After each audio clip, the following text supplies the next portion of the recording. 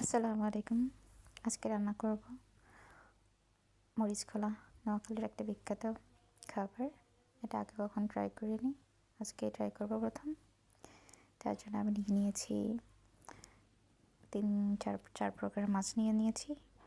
এখানে আছে চিংড়ি মাছ, রুই মাছ, ইলিশ মাছ আর হচ্ছে কাঁচা ছুরি মাছ। তার সাথে দিয়ে দিলাম পেঁয়াজ আর রসুন কুচি। এরপর দিয়ে দিচ্ছি হচ্ছে স্নেক পেপার,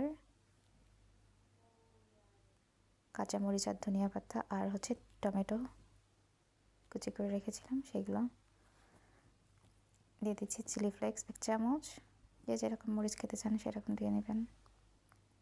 এটার নাম মরিচ কলা, এই কারণে অনেক মরিচ দিতে হবে, যার কারণে আমি কাঁচামরিচ এবং চিলি ফ্লেক্স দিয়েছি।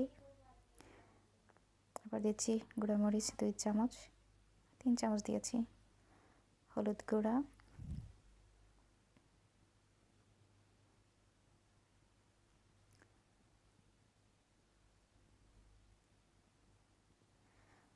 তারপর জিরার গুঁড়া দিতে হবে 1 চামচ, স্বাদ মতো লবণ দিতে হবে।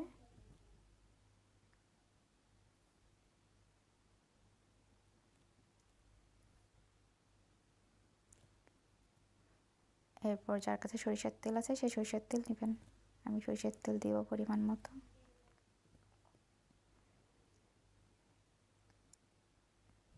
সবগুলো মেশানো শেষ, এখন হচ্ছে ভালো করে হাত দিয়ে মেখে নিতে হবে। যদি কারো মাছের ফ্লেভারে সমস্যা হয় তাহলে হচ্ছে চামচ দিয়েও মাখাতে পারবেন। আমি সব সুন্দর করে মাখিয়ে নিয়েছি। এখানে বিদেশে হয়ে গেছে, এরকম করে খেয়ে দেখতে পারেন কেমন।